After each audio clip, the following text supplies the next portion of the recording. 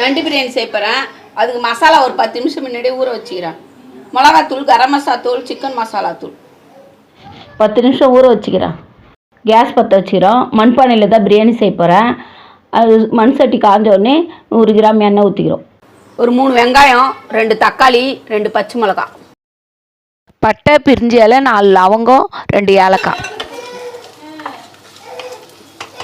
வதங்கி வரத்துக்கு 1 ஸ்பூன் உப்பு. நண்டு போட போகிறேன்.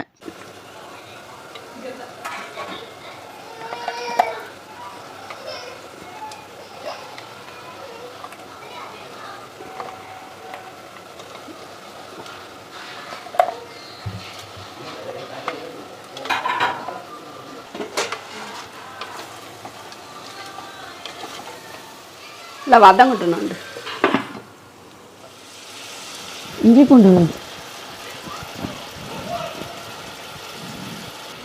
பிரியாணி மசாலா தூள், கரம் மசாலா தூள், வீட்டு குழம்பு தூள் 1 ஸ்பூன்.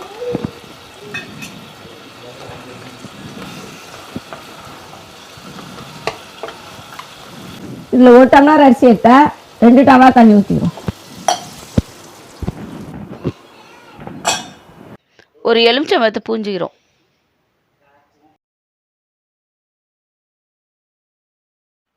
இப்போ அரிசி போட்டுக்கிறேன். 1 டம்ளர் அரிசிக்கு 2 டம்ளர் தண்ணி விட்டுக்கிறேன்.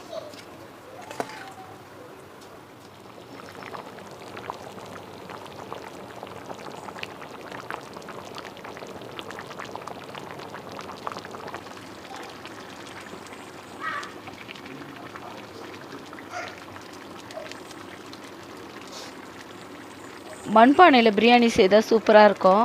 நீங்களும் உங்கள் வீட்டை ட்ரை பண்ணி பாருங்கள். நாளில் செய்யறதோட மண்பானையில் செய்கிறது ரொம்ப டேஸ்ட்டாக இருக்கும்.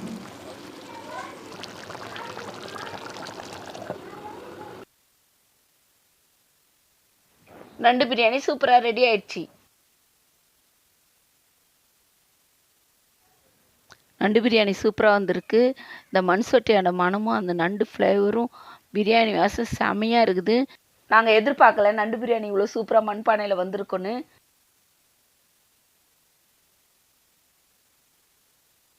ஒரு வாட்டி இந்த நண்டு பிரியாணி உங்கள் வீட்டில் செய்து கொடுத்தீங்கன்னா டேஸ்ட்டு பிடிச்சிடும். திரும்ப திரும்ப கேட்பாங்க. நீங்களும் இதை செய்து பார்த்துட்டு எப்படி இருக்குதுன்னு கமெண்ட்டில் சொல்லுங்கள். நண்டு க்ளீன் பண்ணுற வீடியோவும் எங்கள் சேனலில் போட்டுக்கிறோம். அது வேணுன்றவங்க போய் பார்த்துங்க.